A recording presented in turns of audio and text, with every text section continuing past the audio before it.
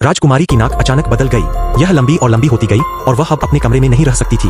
वह खिड़की से बाहर हवा में चली गई। फिर वह शांत सड़क पर भटक गई, जिसने जल्द ही दर्शकों की भीड़ को इकट्ठा कर लिया। राजकुमारी अचानक परिवर्तन के तहत जोर से चिल्लाई। हालांकि वह अब अपनी नाक को नियंत्रित नहीं कर सकती थी। इसके तुरंत बाद वह सीमा पार कर गई और एक ठंडे बर्फीले पहाड़ पर आ गई।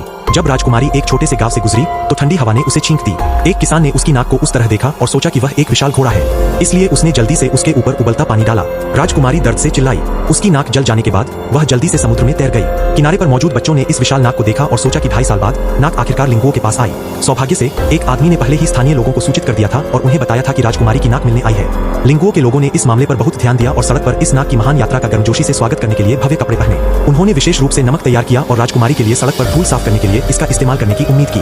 हालांकि नमक नाक द्वारा चूसा गया था, जिससे राजकुमारी को असहनीय दर्द होता था। जिस चीज ने उसे और असहनीय बना दिया वह यह था कि उन्होंने इस नाक को एक पदक जारी किया और उसकी नाक पर लगा दिया। राजकुमारी तेज दर्द के कारण लगभग बेहोश हो गई। कोई विकल्प न होने पर राजकुमारी ने राजा से एक डॉक्टर के लिए कहा। राजा ने हर जगह खोजा और आखिरकार 3 शीर्ष डॉक्टरों को ढूंढा। उन तीनों ने राजकुमारी के साथ काम किया और उसके लिए दवा बनाई। चमत्कारिक ढंग से उसकी नाक सिकुड़ने लगी। लिंगुओं से राजकुमारी पुरानी भूमि पर लौट आई। हर बार जब उसने अगली दवा ली तो उसकी नाक थोड़ी सिकुड़ गई। कुछ दिनों बाद राजकुमारी की नाक आखिरकार सीमा पर लौट आई। हालांकि वह अभी भी कमजोर थी और आगे बढ़ने में असमर्थ थी। उसे तेजी से ठीक करने में मदद करने के लिए तीनों डॉक्टरों ने दवा की खुराक बढ़ाने का फैसला किया। इससे राजकुमारी को बहुत हीनता का एहसास हुआ और उसे चिंता हुई कि लोग उसका मजाक उड़ाएंगे। उसने डॉक्टर से फिर से मदद करने की भीख मांगी। डॉक्टर को खेद हुआ और उसने राजकुमारी को एक और फल दिया। राजकुमारी के इसे खाने के बाद एक चमत्कार हुआ। उसकी नाक गायब हो गई और अपनी पूर्व सुंदरता वापस आ गई। जब राजा ने उसका नया रूप देखा तो वह आखिरकार संतुष्ट हो गया।